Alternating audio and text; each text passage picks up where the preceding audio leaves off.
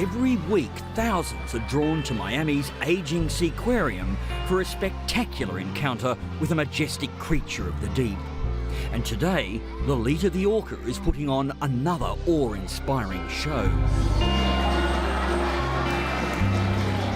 This is one of the few places in the world where you can see the interaction between an orca and its human trainer.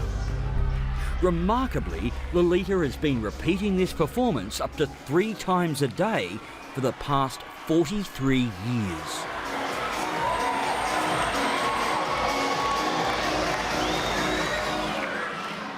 The crowds might adore her, but Lolita's confinement is highly controversial. Come on, Miami!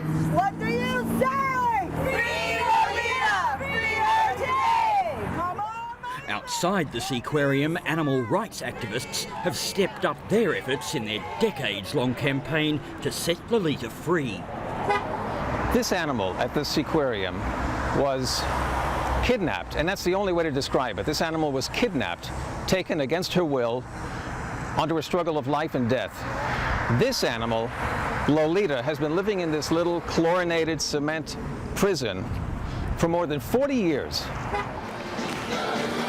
That's a trained behavior that looks spectacular to the audience, and it tells you nothing about what orcas are in the wild.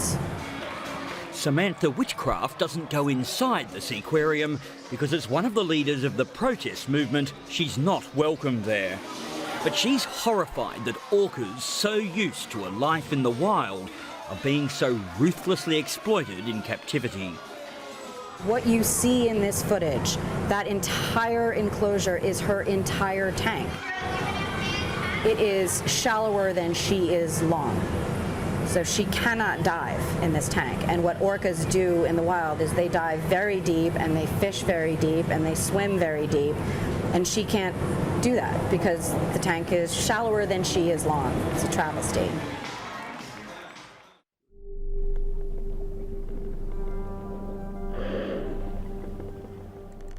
It was August 1970 when Lolita and her family pod of more than 100 killer whales were moving through the waters of the Puget Sound off the coast of Washington state. As the pod moved through an inlet known as Penn Cove, a team of orca hunters sprang upon them.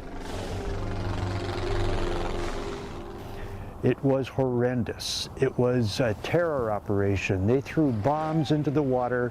They herded them with every kind of speedboat and aircraft they possibly could and got them into a dead-end cul-de-sac where they could not escape. But this old town, I mean, it's... Howard Garrett lives near Penn Cove and has been campaigning for Lolita's release for almost 3 decades. He says locals regard the capture as the most traumatic event here in living memory. First, they drew the seine nets, the fishing nets, all the way across so that there was no escape. Then they built the corrals inside and herded the mothers with the young ones into the inside corral, and then they separated the mamas from the babies, pushed the mamas out. But they were agitated, they were traumatized, they were making noise. People were hearing the calls of the whales all around this entire neighborhood. John Crow was just 18 when he was hired to help with the capture. More than 40 years later, it remains the worst experience of his life. They're all lined up, like 30 whales, 25, 30 feet maybe, behind us in 10 feet of water probably, all talking to Lolita. And they're just looking straight at us, just out seeing what's going on, you know. And I lost it, and I just started bawling, and my kids have never seen me cry. We got the job done, but man, that was more than I could handle. In the frenzy that followed, 4 young orcas died after charging the nets. But their deaths were kept a secret. Peter and Brian filled their bellies with rocks and tied anchors around their tails and sank them. 3 months later, these carcasses float up onto the beach with all these wealthy people around, and the cat was out of the bag. It was the testimony of John Crow and others to a Washington state inquiry that led to the introduction of America's Marine Mammals Protection Act and the outlawing of orca captures in US waters. All too late for Lolita.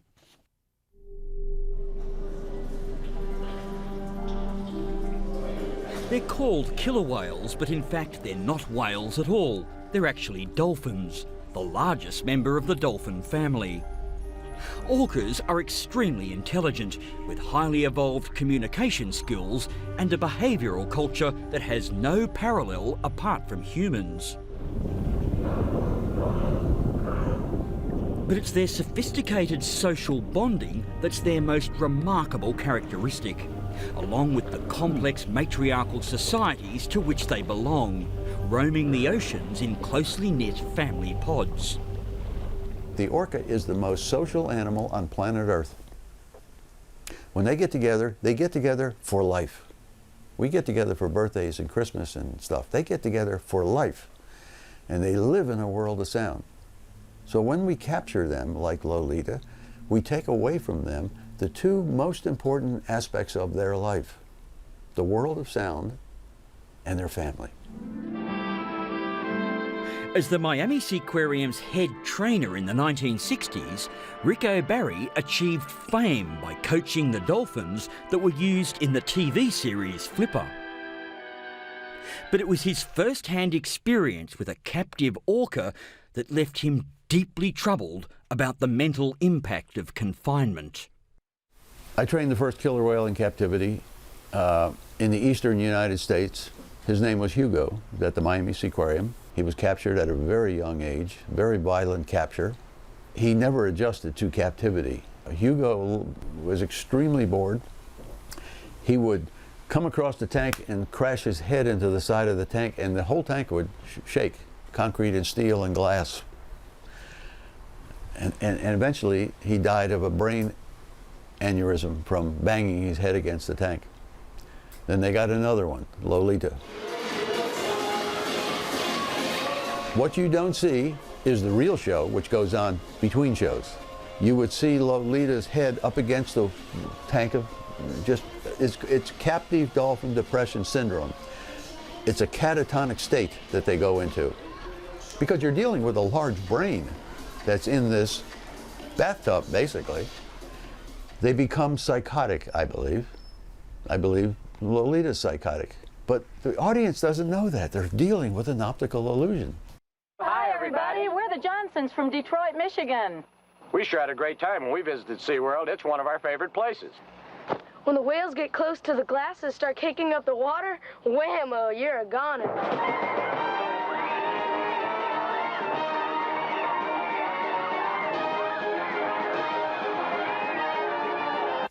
I fail to see how a trainer popping up out of the water on the rostrum or on the back of an orca tells you anything educational or anything in terms of conservation about these animals. It's a circus trick. It's like seeing the lady in the feathers riding the elephant in the circus.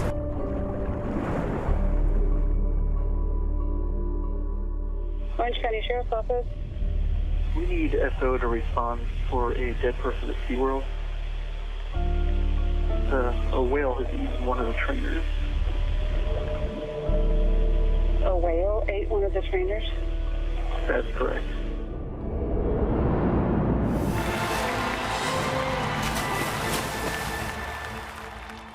Blackfish is the title of a new documentary which is set to lift the debate about orcas in captivity to a new level. It tells the story of the death of Dawn Brancho, an orca trainer at SeaWorld in Orlando, Florida.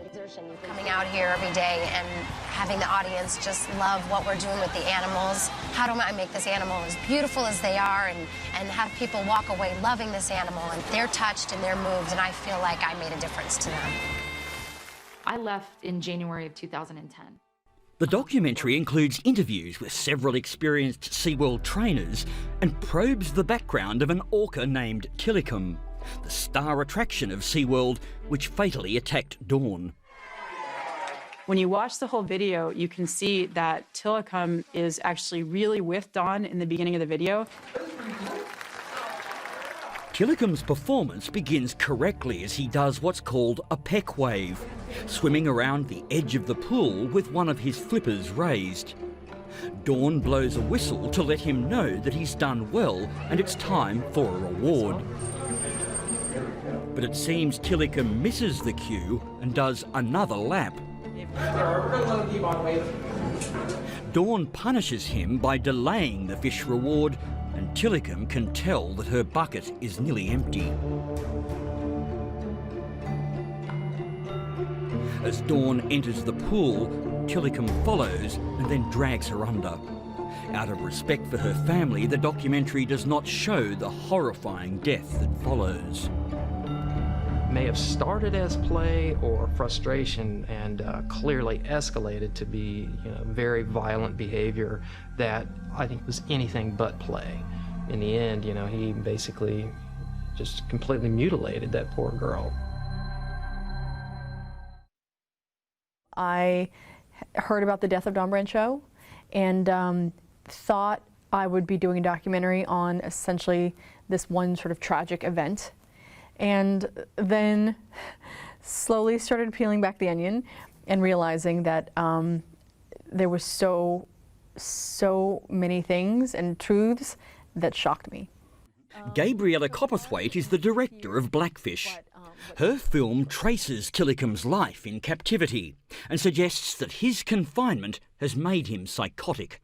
I mean, it's just one of those sad things. We'll never really know why Tilikum made the decision he did. And so, in a way, at the end, I kind of wanted to just understand him and understand why he did what he did. And I think we understand that his life in captivity kind of led him to make the decisions that he did.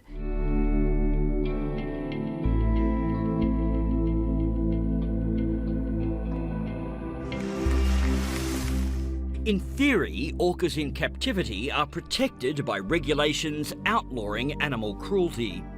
It's the job of the Association of Zoos and Aquariums, the AZA, to monitor animal welfare. What I've learned actually rather recently is that the AZA is comprised of different aquariums and zoos. And if a zoo's not doing it right, everybody in the AZA gets to sort of vote and just sort of say, this zoo is not doing right by their bears or their elephants. When it comes to killer whales, there's one expert in the room, SeaWorld. So SeaWorld has essentially, for decades, been running unchecked, been governing themselves, and I think that's why we have the problem that we do today.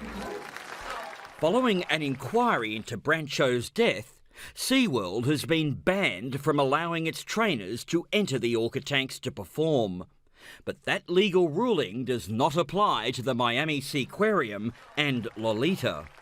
I think Lolita definitely tugs at everybody's heartstrings because her mother is there in the Puget Sound and they actually recognize each other's vocalizations. And how amazing would it be to, after all these decades, to put Lolita back with her original pod. If Lolita gets her chance of freedom and a family reunion with her pod, then it will take place here in the waters surrounding San Juan Island in the Pacific Northwest, famous for its numerous pods of resident orcas. Yeah, this is our nautical chart. We've just left Snug Harbor. We're heading out to the Harrow Strait, and the whales are down south of us here about 7 miles. No one in the world knows more about Lolita's family than marine biologist Ken Balcom. We're on our way to track down a pod of orcas that was sighted earlier in the day. A family of killer whales Ken has named J-Pod. There you go. This may happen again.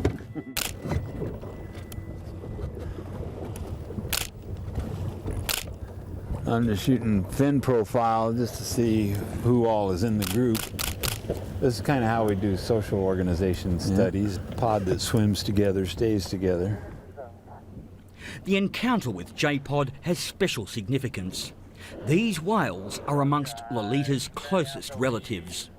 This pod of whales going by here, they're very close relatives. This is J pod, Lolita is from L pod, but they're all cousins. J-pod is the largest of the resident killer whale pods in the Puget Sound, which continues to be led by its elderly matriarch, an orca known as J2. J2's estimated about 100 years old. Goodness. She's been post-reproductive for the entire time of our study and probably for 20 years before that. While the owner of the Miami Seaquarium has no intention of letting Lolita go, Ken Balcom has already worked out exactly how and where it should happen, right nearby to where this pod of orcas are feeding. Well, I hope to see just exactly this, Lolita's relatives swimming by back and forth in front of the cove that we have Lolita, and I'm sure they will vocalize and be in communication. She would be here no more than about a month and a half. And then the gate would be open and just start exercising, just up and down the west side of the island through all the salmon, and eventually be free to come into a bay or a feeding station if she wanted to. But if she would rather, she can just keep swimming outside. Although Ken's plans for Lolita's release and family reunion may appear little more than a flight of fancy, there is already a very real team of lawyers committed to making this fairy tale come true. I would actually hope that for Lolita that we should have answers this coming year, at least answers that will be appealed by one side or the other.